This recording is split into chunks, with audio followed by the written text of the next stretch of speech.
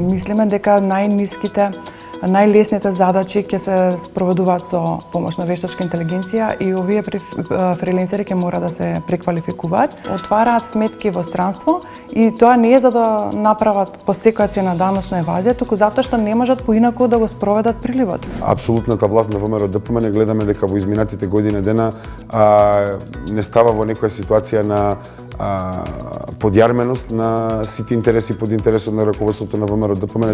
Јавно предпријатие нема да биде приватизирано. Од моја страна одговорно тврдам.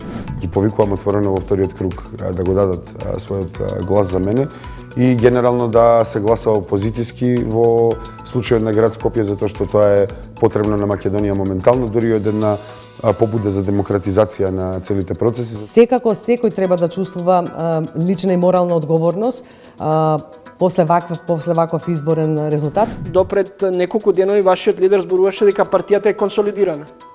Добро, јас сметам дека ние треба се уште да работиме на нашата консолидација. Затоа што ВМРО-ДПМН е урбаната мафија, а тогаш урбаната мафија ќе ни го изготви ГУП-от.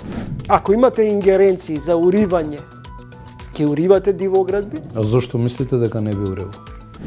Гледајте го новото издание на Трилинг вечерва 20 часот и 45 минути.